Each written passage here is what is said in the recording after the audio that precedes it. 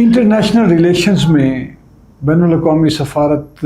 کے امور میں، سفارتی امور میں عجیب و غریب بعض اوقات تبدیلیاں آتی ہیں، اور بعض اوقات اچانک، بعض اوقات گریجولی آ رہی ہوتی ہیں۔ ابھی میں جو آپ کو ایک خبر دینے جا رہا ہوں، آپ حیران ہو جائیں گے۔ چونکہ میں نے یہ خبر پڑھی، BBC نے دی، میں حیران ہوا کہ یہ کیوں ہوا ہے؟ کیا یہ خطہ جاتی بدلتی ہوئی صورتحال کی وجہ سے ہوا ہے، جسے میں پہلے سے کہہ رہا ہوں پیراڈائم شفٹ، کہ اب امریکہ اور مغرب جو ہے وہ دنیا کو لیڈ نہیں کریں گے، بلکہ چین اور ہمارا جو ایشیا ہے یہ لیڈ کرے گا۔ اکنامک لیڈرشپ اب اس علاقے میں شفٹ ہوگی، جسے پیراڈائم شفٹ کہا جاتا سکتا ہے۔ میری سوچ تو یہ آج سے 20 سال پہلے سے میں دیکھ رہا ہوں، ڈی ڈالرائزیشن کے حوالے سے ریسرچ، کرنسیوں کی مینپولیشن کے حوالے سے، اجارہ داری کے حوالے سے جو صورتحال ہے، میں تو اس کا پرانا طالب علم ہوں، دیکھ رہا تھا۔ اس لیے مجھے یہ حیرت نہیں ہوتی کہ چین اس وقت دنیا بھر کی پتہ نہیں مبینہ طور پر جو بتایا جا رہا ہے ذرائع کے مطابق، وہ 70-80% سے زیادہ جو بندرگاہیں ہیں وہ چین کی اسٹیٹ اونڈ کمپنی خرید چکی ہیں۔ ابھی حال ہی میں جو ایک واقعہ ہوا ہے کہ خلیج عمان میں انڈیا کے 3 جہازوں پر امریکی بحریہ نے حملہ کیا اور 2 ملاح جو ہیں وہ ہلاک ہو گئے،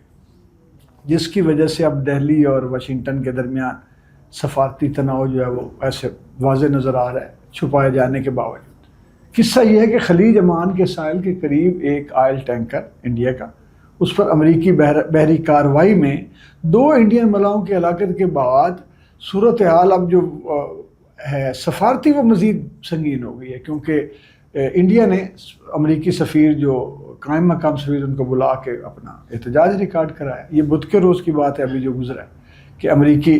یہ سٹیبلیو نامی ایک جہاز ہے جس کو نشانہ بنایا گیا۔ سینٹرل کمانڈ کا دعویٰ ہے کہ یہ جہاز، امریکی سینٹرل کمانڈ کا، کہ یہ جہاز ایران سے تیل لے کے جا رہا تھا اور امریکی پابندیوں کی خلاف ورزی کر رہا تھا۔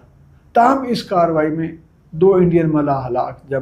جبکہ ایک جو ہے وہ لاپتہ ہو گیا۔ یہ نیوز ہے۔ اب یہ دیکھیں کہ ان کو اتنا بھی برداشت نہیں کہ انڈیا ہمارا الائی ہے اور وہ کیوں لے کے جا رہا ہے۔ انڈیا کی وزارت خارجہ کے مطابق انہوں نے واقعے کی سخت مذمت کی ہے اور کہا ہے کہ نئی دہلی میں قائم مقام امریکی سفیر کو ہم نے طلب کیا تھا اور تفصیلی طور پر وضاحت مانگی ہے، اور یہ ایک واقعہ آئسولیشن میں نہیں ہوا۔ صرف 2 روز قبل امریکی افواج نے ایک اور انڈین ملاحوں سے بھرے ٹینکر میریوکس پر بھی ایسی ہی کارروائی کی تھی، جن کو بعد میں ان لوگوں کو عمانی فوج نے بچایا جو عملہ تھا ان جہازوں کا۔ تجزیہ کاروں کا کہنا ہے کہ امریکہ اور ایران کے درمیان یہ جو بڑھتا ہوا تناؤ ہے، اس نے آبنائے ہرمز کو دنیا کی خطرناک ترین بحری گزرگاہ بنا دیا، اور انڈیا جو دنیا کے سب سے زیادہ ملاح فراہم کرنے والے ممالک میں شامل ہے، اس آگ کی زد میں آ گیا ہے، اور اس آگ کی زد میں لانے والا اس کا دوست ہے امریکہ بہادر، ٹرمپ صاحب۔ ماہرین کے مطابق یہ بحران نئی دہلی کے لیے ایک سفارتی امتحان بھی ہے۔